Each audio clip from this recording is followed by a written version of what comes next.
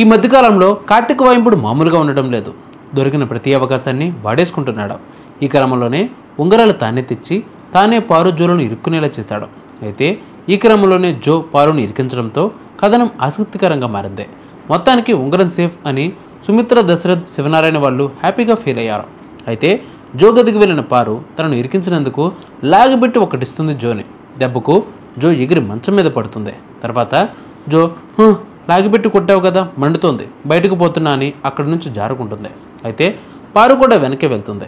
అయితే అప్పటికే గులాబీ ముక్కలకు నీళ్లు పోస్తున్న కార్తిక్, దీపలు జో గురించి మాట్లాడుకుంటూ ఉంటారు. ఇంతలో జో వచ్చి అక్కడ ఆగడం గమనించిన కార్తిక్ కావాలనే మరదలా నీకు గులాబీ పెడతాను అని గులాబీ తుంచి దీప తలలో ప్రేమగా పెడతాడు. ఇంతలో పారు వచ్చి జో వెనుక నిలబడి అంతా చూస్తూ ఉంటుంది. ఈ గులాబీ అదృష్టం చేసుకుంది మరదలా అని కార్తిక్ అనగానే ఇక దీప సిగ్గుతో కార్తిక్ వైపు తిరిగి చెంప మీద తడుతూ అలా అంటే దిష్టి తగులుతుంది బావా అంటుంది. అది చూసి పారు, జో రగిలిపోతూ ఉంటారు.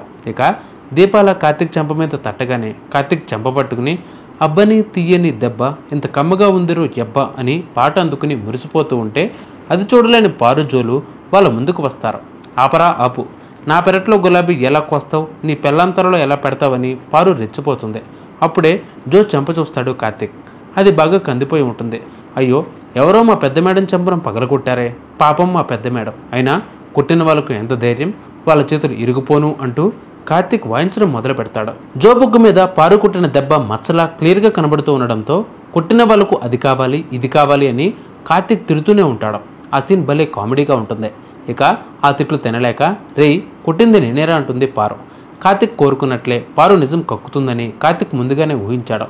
ఇంతలో శివనారాయణ వచ్చి ఏంటి గొడవ అనేసరికి కార్తిక్ ఏం లేదు పెద్దసారు, పెద్ద మేడం గారిని పారు లాగిపెట్టి అని పూర్తిగా చెప్పే ముందే పారు అడ్డుపడి నేను చెబుతాను అని అడ్డుకుంటుంది.